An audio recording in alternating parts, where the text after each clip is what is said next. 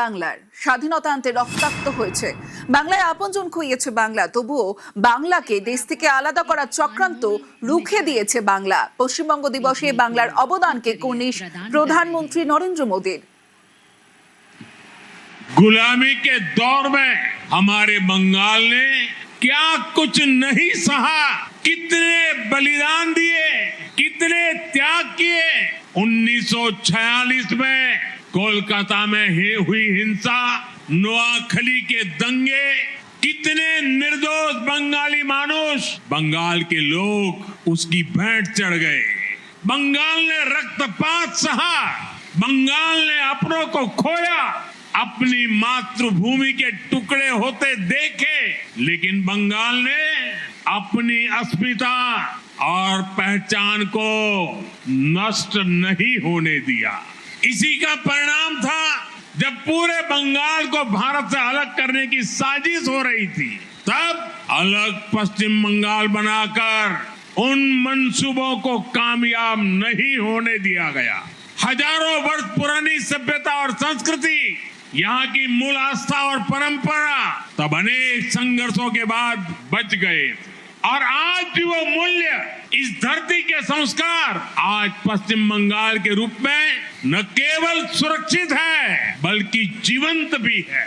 पश्चिम बंग दिवस के रूप में हम केवल एक तारीख को याद नहीं कर रहे हैं, हम पूरे इतिहास को याद कर रहे हैं। हम हजारों साल पुरानी बंगाल की विरासत को नमन कर रहे हैं।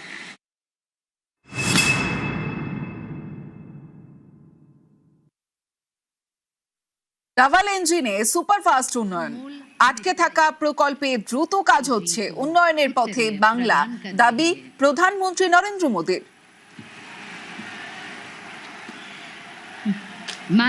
पश्चिम बंग दिवस की ये तारीख और भी खास है।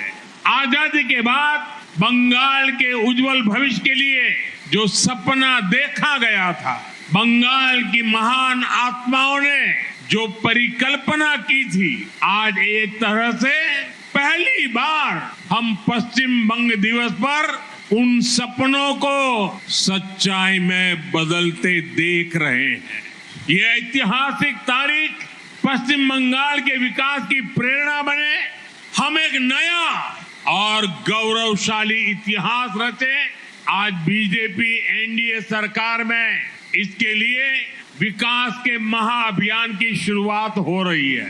साथियों, बंगाल में दशकों तक पहले लेफ्ट और फिर टीएमसी ने जो गड्ढे बनाए, उन्हें भरने के लिए डबल इंजन सरकार ने सुपर फास्ट स्पीड से काम करना शुरू कर दिया है। बिजली की रफ्तार से फैसले हो रहे हैं, रुकी हुई योजनाओं पर काम आगे बढ़ने लगा है।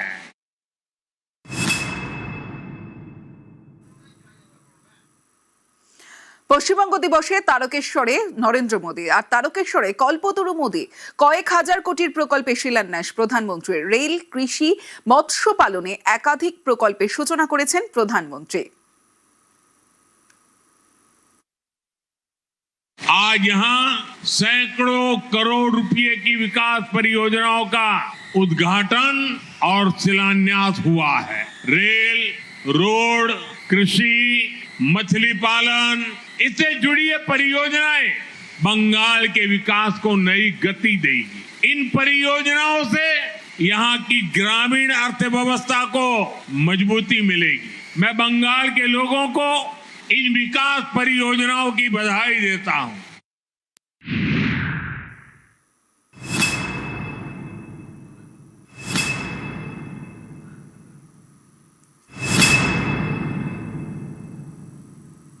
প্রধানমন্ত্রী কৃষক সম্মান নিধি প্রকল্পে জুড়ল বাংলা।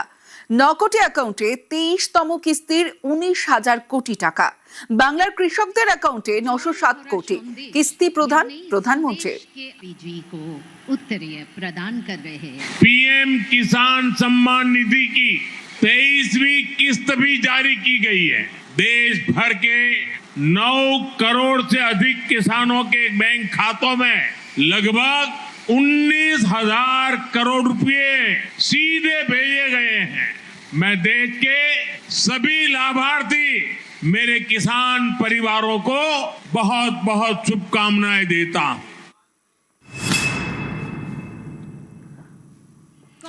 বাংলায় পালাবদল তৈরি হয়েছে প্রথম বিজেপি সরকার।